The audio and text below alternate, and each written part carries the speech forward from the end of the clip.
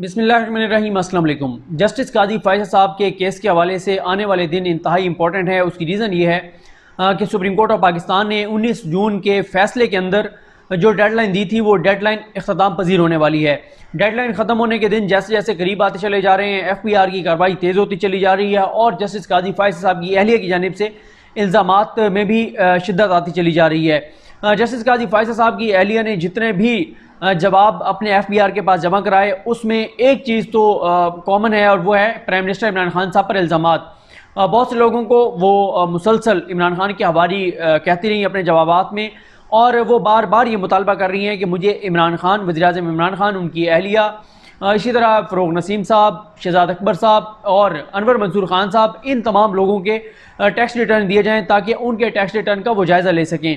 जो अभी तक की इतलात हैं जो मैं इससे पहले एक वीडियो में आपके साथ शेयर कर चुका हूँ, अब ये बात रिपोर्ट हो चुकी है, मीडिया में रिपोर्ट हो चुकी है कि जस्टिस काजी फ़ायज़ साहब की अहलिया अब तक मनी ट्रेल देने में नाकाम नज़र आती हैं। FPR के मुताबिक जो FPR ने डिटरमिन किया है उनकी जो आमदन वो बहुत कम है उस रकम से जिसके तहत उन्होंने लंदन में जायदादें खरीदी हैं। किसी वीडियो में हम इस पे बात करेंगे कि अगर FPR की जानिब से ये सुप्रीम जुडिशल काउंसिल को बताया जाता है कि वो अपनी मनी ट्रेल नहीं दे सकी तो इसका इफ़ेक्ट क्या होगा जस्टिस काजी फ़ायज़ साहब के ऊपर। वो ये भी कहती हैं फ़ायज़ साहब की अहलिया कि FPR को मैंने ये कहा कि सुप्रीम कोर्ट के तफसीली फ़ैसले का इंतज़ार किया जाए ताकि पता चले कि सुप्रीम कोर्ट ने जो अपने शॉर्ट ऑर्डर में जो अहकामात दिए हैं वो किस किस कानून के तहत दिए हैं। वो ये भी कहती हैं कि FPR ने तफसीली फ़ैसले के आने तक का इंतज़ार नहीं किया। वैसे यहाँ पर आपको मैं टेक्निकली एक चीज़ बता दूँ कि सुप्रीम कोर्ट का 19 जून का जो फ़ैसला है वही ज़ाहिर है अब तक इनफील्ड है। अगर तो सुप्रीम कोर्ट ने वो जो इनकी नज़रसानी की दरख्वास्त है वो एडमिट करके उस पर समाअत हुई होती और सुप्रीम कोर्ट के इन्हीं 10 जजेज़ ने या ख़ास तौर पर उन 7 जजेज़ ने जिनका ये फ़ैसला है उन्होंने FPR को काम से रोक दिया होता, फिर तो FPR को रुकना चाहिए था। लेकिन क्योंकि उन्होंने नहीं रोका और अब तक इनफील्ड वही फ़ैसला है जो सुप्रीम कोर्ट का 19 जून का है, तो इसलिए ये नहीं कहा जा सकता कि FPR क्यों कार्रवाई जो है वो आगे बढ़ा रहा है। फ़ायज़ साहब की अहलिया ने जो रिव्यू पिटिशन दायर की या जो उन्होंने जवाबात जमा कराए, ख़ास तौर पर जो उन्होंने जवाबात जमा कराए उसमें तो वो ये भी कहती हैं कि FPR किसी के दबाव में है।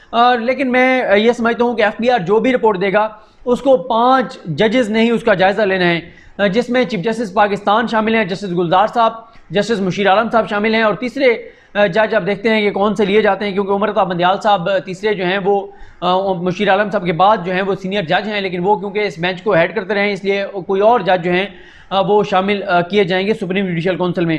और 2 जो जजेस हैं जस्टिस वकार सेठ साहब हैं पेशावर हाई कोर्ट के चीफ जस्टिस और 5वें जज हैं जस्टिस अहमद अली एम शेख साहब जो कि सिंध हाई कोर्ट के चीफ जस्टिस हैं, उन्होंने इस मामले को देखना है।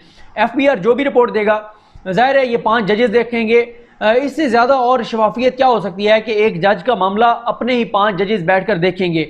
मेरा ख्याल है कि पाकिस्तान में जुडिशरी के अलावा शायद कोई और इदारा ना हो जिसमें इस तरह से हो कि अपने जो उनके जो एक जज हैं उनका फ़ैसला उनके अपने जजेस ही बैठकर करेंगे।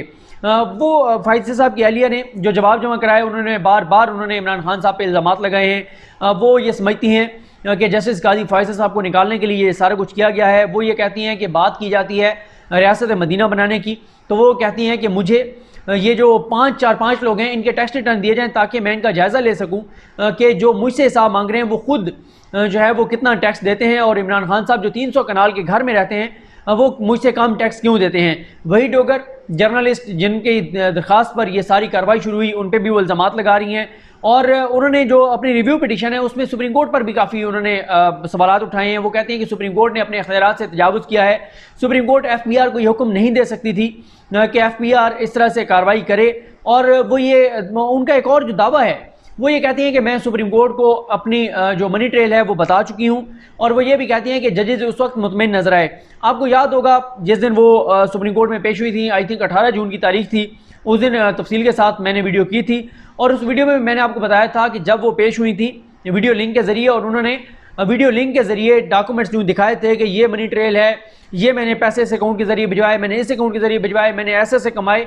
और उस वक्त भी जस्टिस उमर अता बंदियाल साहब जो कि उस बेंच को हेड कर रहे थे उन्होंने ये कहा था कि जो आप हमें बता रही हैं सुनने की हद तक तो हम इससे मुतमईन नजर आते हैं। लेकिन सुप्रीम कोर्ट फोरम नहीं है, जो फोरम है वो FBR है या सुप्रीम जुडिशल काउंसिल है। आप FBR को जाकर मुतमईन कर दें, वही फोरम है जिसने देखना है।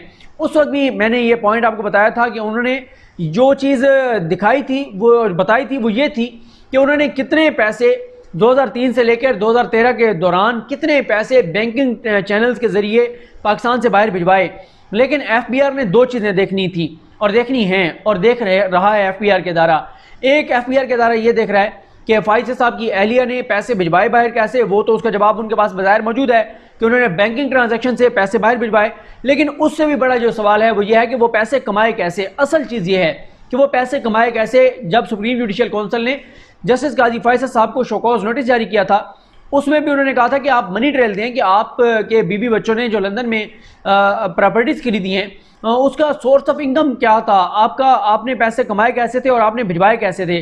फैसल साहब की अहलिया ये भी कहती हैं अपनी रिव्यू पिटिशन में, वो ये कहती हैं कि सुप्रीम कोर्ट ने उन लोगों को एक और मौका फराहम किया है जो मेरे हस्बैंड को यानी काजी फैसल साहब को रास्ते से हटाना चाहते हैं, सुप्रीम कोर्ट से निकालना चाहते हैं, उनको सुप्रीम कोर्ट ने एक और मौका फराहम किया है। वो ये भी कहती हैं कि सुप्रीम कोर्ट जो है वो मुझे हुक्म नहीं दे सकती थी कि मेरे टैक्स रिटर्न जो है वो सुप्रीम जुडिशल काउंसिल के पास जाएँ और FBR को जो है वो ये इख्तियार दिए जाएँ कि वो 5 साल से पिछले रिकॉर्ड को नहीं देख सकते, लेकिन वो सुप्रीम कोर्ट के इस हुक्म के मुताबिक देखें। वो मुसलसल FBR के ऊपर भी सवालात उठा रही हैं। वो ये कहती हैं कि जो FBR की, इससे पहले वो नौशीन हामिद साहिबा शाह थी जो चेयरमैन FBR थी, उन्होंने वो कहती हैं क्योंकि हुकूमती इदारों और हुकूमती लोगों की बात मानने से इनकार कर दिया था, तो इसलिए जो उनको हटाकर और 3 माह के लिए एक चेयरमैन FBR को लाया गया है ताकि अपनी बातें जो हैं वो मनवाई जा सकें।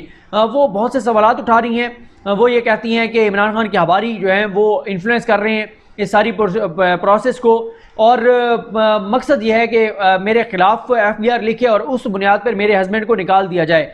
वो कहती हैं कि FBR जो है वो अपनी साख खो चुका है, जो मौजूदा चेयरमैन FBR है उस पर भी वो इल्ज़ामात लगा रही हैं, और वो ये भी कहती हैं कि FBR जो है वो शफाफ तहकीकात नहीं कर रहा। वो मुसलसल FBR के ऊपर जो है वो सवालात उठा रही हैं। अगर हम देखते हैं तो ये पहले दिन से फाइज ईसा साहब हों, उनकी अहलिया हों, उन्होंने तकरीबन किसी को छोड़ा नहीं है जिस पे इल्ज़ाम लगाए हों।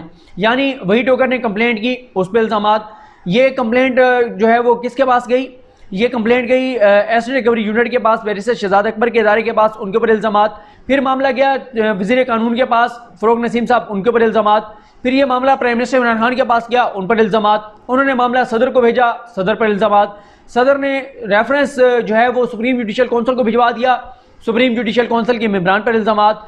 सुप्रीम जुडिशल काउंसिल के मामले को सुप्रीम जुडिशल काउंसिल ने अटार्नी जनरल को कहा कि आप हमें असिस्ट करें, अटार्नी जनरल पर इल्ज़ामात।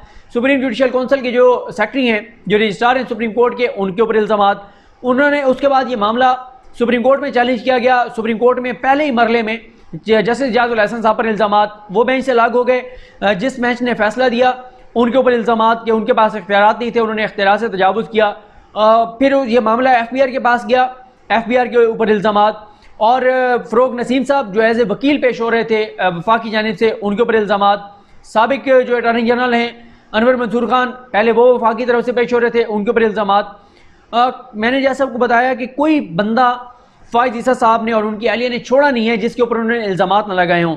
ये रविश मुनासिब नहीं है कि आप अपना हिसाब देने की बजाय आप मुसलसल उन लोगों पर इल्ज़ामात लगा रहे हैं जिन्होंने कंप्लेंट की या जिन्होंने इस प्रोसेस को आगे बढ़ाया, जिन्होंने रेफरेंस भेजा, जिन्होंने इस रेफरेंस को सुना, जिन्होंने शिकॉज नोटिस जारी किया, और आप सुप्रीम कोर्ट के जजेस। लेकिन आने वाले दिन बहुत इंपॉर्टेंट हैं क्योंकि सुप्रीम ये जो FBR की रिपोर्ट है, FBR अपने काम मुकम्मल करके सुप्रीम जुडिशल काउंसिल को भिजवाएगा और सुप्रीम जुडिशल काउंसिल जो है उसकी जानिब से इस मामले का जायज़ा लेकर और फैसला किया जाएगा कि जस्टिस काजी फैसल साहब के ख़िलाफ़ कोई कार्रवाई बनती है या नहीं बनती। लेकिन जैसे मैंने आपको बताया कि जितने भी जवाबात हैं फैसल साहब की अहलिया के, उसमें इमरान खान साहब के ऊपर बहुत संगीन इल्ज़ामात हैं। और वो आपको याद होगा, आपको पता ही है कि आगा इफ्तिखारुद्दीन मिर्ज़ा साहब जो जिनके ऊपर ये इल्ज़ाम है कि उन्होंने तौहीन अदालत की है, उस मामले में भी जस्टिस काजी फैसल साहब की अहलिया ने जो बयान हल्फी दिया, उसमें भी वो ये समझती हैं कि उसके पीछे भी वही डोगर और वही लोग हैं जो इस रेफरेंस के पीछे थे। और उसमें भी उन्होंने ज़िम्मेदार जो है वो इमरान खान साहब को, इदारों को, DGI SI को और इन सबको मुर्द इल्ज़ाम ठहराया है कि इम्कान ज़ाहिर किया है कि ये लोग उस सारे मामले के पीछे भी हो सकते हैं। नेक्स्ट वीडियोज़ में दीगर इश्यूज़ पर बात करेंगे। मुझे अपनी दुआ में याद रखें। हम सबका आमीन। अल्लाह हाफ़िज़।